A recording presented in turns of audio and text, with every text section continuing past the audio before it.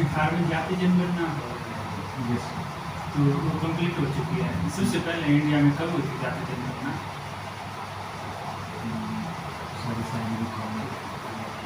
अभी आपने भारत और कनाडा के संबंधों के बारे में सुना होगा, काफ़ी चर्चा में रहा है। तो क्या रीजन है संबंधों में कुछ उतार चढ़ाव हुआ और कंफ्लिक्ट? खालिस्तान को लेके है, वो कनाडा की गवर्नमेंट से खालिस्तान को बढ़ावा देने के लिए उन्होंने इस वजह से। तो आपको क्या लगता है कनाडा की गवर्नमेंट कैसे टैकल किया जा सकता है इस इशू को? आपकी राय क्या है इसके बारे में? इसमें सर है कि वार्ता के माध्यम से इसको किया जा सकता है, लेकिन जो देश विरोधी तत्व हैं उनके साथ कोई समझौता नहीं किया जाना चाहिए। भारत की अखंडता सबसे प्रमुख होनी चाहिए। गवर्नमेंट इस इशू पर क्या कर रही है? इस कनाडा के कनाडा के इशू जी, उन्होंने अभी सबसे पहले कनाडा के लिए जो वीज़ा था उसको सस्पेंड कर दिया गया और आपका हिंदी साहित्य है, तो हिंदी साहित्य के 3 फेमस संदर्भ नाम लेखकों के नाम? एक तो सूर्यकांत त्रिपाठी, दूसरा जयशंकर प्रसाद, तीसरा प्रेमचंद। आपने सूर्यकांत त्रिपाठी निराला जी का नाम सबसे पहले लिया, उनका क्यों पहले लिया आपने? और उनकी कोई कविता? राम की शक्ति की। ठीक है, आप सुनाएंगे? थोड़ी सी कुछ पंक्ति से सुना सकते हैं। सॉरी सर, आपने सेकंड नाम लिया जयशंकर प्रसाद, ठीक है, उनकी कामायनी का पुलिस है, तो उनके बारे में कुछ बताइए। कामायनी जो है सर वो प्रासंगिक जो है हमारे प्राचीन जो व्याख्यान है उनके ऊपर लिखा गया, लेकिन उनकी जो मूल संवेदना है वो आधुनिक मनुष्य के ऊपर लिखा गया कि आज जो मनुष्य जो है वो भौतिकता के चकाचौंध में कहीं खो गया है। तो जिस वजह से वो भौतिकता के माध्यम से तो सुख प्राप्त कर लिया, लेकिन जो आंतरिक सुख होता है उससे वो विमुख हो गया है, जो इंसान की सबसे वास्तविक सुख होता है। तो इसके अंत में वो सीख देते हैं कि जब तक हमारे मन, वचन और कर्म में एक समरूपता नहीं आएगी तब तक हम किसी भी चीज़ को, एक आध्यात्मिक सुख या मन की शांति उसे नहीं प्राप्त कर सकते। प्रेमचंद जी ने अपने कई सारे जो लेख हैं और कई सारे पुस्तकों में जाति सूचक शब्दों का प्रयोग किया है। उन्होंने आप उनको कैसे देखते हैं? एक्चुअली सर हर एक जो विद्वान होते हैं उनकी एक जो होती है सर, उनके समाज जो साहित्य होते हैं वो समाज का दर्पण होता है। तो जिस टाइम प्रेमचंद थे उस टाइम हमारे देश में जातिवाद को लेकर बहुत ये था सर।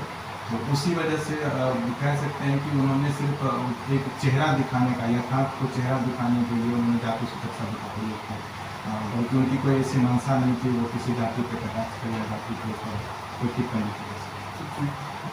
अभी जाति को लेकर जो जनगणना हो रही है, आपका उसके बारे में क्या स्टैंड है?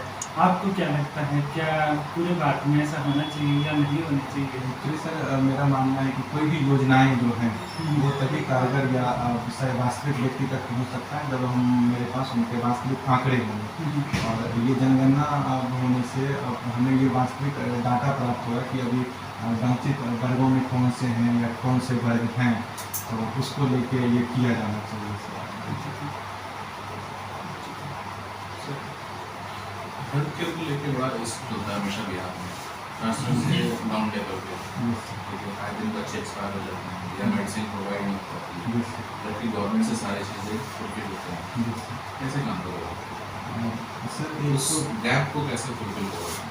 सर पहले जो थे वो थोड़ी आधार को समझने की कमी थी। बिहार जिस रीजन में पढ़ते हैं वो बाढ़ पीड़ित एरिया है। हर साल जब कहीं ना कहीं कोई बाढ़ आता है तो कोई ना कोई बांध या सड़क टूट ही जाती है, जिस वजह से जो वो कनेक्टिविटी है सर वो गैप हो जाता है। अभी जो सर ड्रोन के माध्यम से जो इन गैपों को फिल किया जा सकता है, सिर्फ ड्रोन और भी टेक्नोलॉजी टेलीमेडिसिन के जरिए सर जो पटना से बैठे हो, जैसे आपने क्वेश्चन इलेक्ट्रॉनिक कम्युनिकेशन से किया था। Yes, sir. इलेक्ट्रॉनिक कम्युनिकेशंस का अगर अपने एडमिनिस्ट्रेशन में यूज करना है Yes. कैसे करें? सर इलेक्ट्रॉनिक्स एंड कम्युनिकेशन जो मेनली है वो इसमें सर इलेक्ट्रॉनिक्स के पार्ट के रूप में एक तो सर हम इसका उपयोग करेंगे ड्रोन के माध्यम से कर सकते हैं। उसमें पूरे पूरे इलेक्ट्रॉनिक्स में जो पोर्टल वगैरह बनते हैं सॉफ्टवेयर उसके साथ इसको सब मिला करके इसको जैसे AI खुद चल रहा है इस time, artificial intelligence different sectors में, हेल्थ सेक्टर में भी चल रहा है, एग्रीकल्चर के सेक्टर में भी चल रहा है, यस सर ठीक है। तो गवर्नमेंट इनिशिएटिव लेते हुए जी उस डिस्ट्रिक्ट के SDM एज SDM जी कैसे वर्क कर रहे हैं?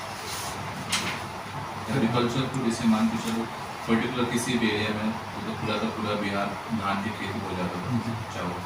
सर वो आर्टिफिशियल इंटेलिजेंस के माध्यम से सर यदि जो कहीं जैसे बाढ़ के समय सॉरी वर्षा होने वाली है या धान के फसलों पे किसी कीड़े का अटैक होने जैसे अभी टिड्डा का आक्रमण हुआ था सर मक्के की फसल पे, तो उस जगह जगह पे हम सेंसर लगा के उसका सर यूज कर सकते हैं। वो आंकड़ा प्राप्त कर सकते हैं और एग्जैक्ट अनुमान लगा सकते हैं कि कब तक बारिश आ सकती है या टिड्डे का आक्रमण कहाँ तक हो सकता है या किसी सरसों के खेत पर लगने वाले जो कीड़े हैं उसके आक्रमण कहाँ तक हो सकते हैं, तो इसमें सब किया जा सकता है। तो ग्राउंड लेवल पे हेल्थ की प्रॉब्लम क्यों होती है? सर वो मेनली सर आधारभूत संरचना के अभाव की वजह से होते हैं। गवर्नमेंट आंगनबाड़ी हो गया, जी। डिफरेंट प्लानिंग के तहत Yes. काम कर रही है प्रॉपर ग्राउंड लेवल पे भी, जी फिर भी जो मेन जो बेसिक्स नीड्स है जी उसको फुलफिल नहीं कर रहे। क्यों? सर एक मेन जो रीज़न है वो वहाँ के समाज में जो है सर वो जागरूकता हेल्थ को लेके जागरूक नहीं है वो लोग। तो एक जागरूकता फैलाने के अगर लिए अवेयर करना हो हेल्थ को लेकर, जी। ठीक है, पर्टिकुलर किसी कम्युनिटी को कैसे करें? अब उसको सर करने के लिए एक नुक्कड़ नाटक वगैरह के माध्यम से या स्कूल छात्रों की मदद से उसको किया जा सकता है या स्कूल में ही सर दो स्कूल को आपस में प्रोग्राम करवा के उसी थीम पे जिस थीम पे हमें सब लोग उससे जागरूक करना उसी थीम पे एक नाटक के माध्यम से उसको किया जा सकता है।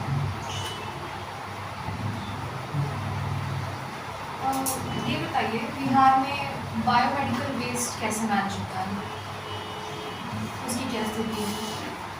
बायोमेडिकल वेस्ट को लेकर थोड़ी सी खराब स्थिति है बिहार में, क्योंकि लोग उसे अनजाने में ऐसे भी वो नदी के किनारे छोड़ देते हैं या जो एक गलत अभी उस पर सुधार उसके लिए काम चल रहा है हमारे यहाँ।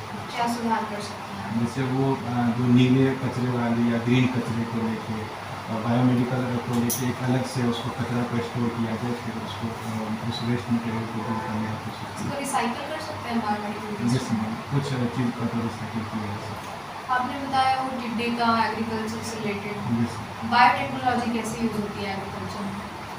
बायोटेक्नोलॉजी की मदद से मैम जो बीज होते हैं उसका जेनेटिक इंफॉर्मेशन निकाला जाता है। जैसे कोई बीज होते हैं जो सूखा में बहुत ज़्यादा अनुकूल होते हैं और ऊपर उसकी प्रोडक्शन कम होती है, और यदि कोई बीज दूसरे होते हैं जिसके प्रोडक्शन ज़्यादा होते हैं वो सूखा में अनुकूल नहीं होते हैं, तो दोनों का आपस में कंबाइन करके एक संकर नस्ल तैयार किया जा सकता है जिसके यूज से हम बायोटेक्नोलॉजी यूज कर सकते हैं। इससे हम कीड़ों से कैसे बच सकते हैं? कीड़ों के इससे तो हम अपनी जैसे अभी बात कपास को लेकर अभी बीटी कपास आया था बीटी। जिसमें उसी तरह अभी एक आम के फसल पे अभी सबौर कृषि विश्वविद्यालय में काम चल रहा है कि जो बाढ़ के पानी में जो आम के पेड़ होते हैं उसमें वो बहुत जल्दी सूख जाते हैं, उनके ऊपर अभी काम चल रहा है हमारे ठीक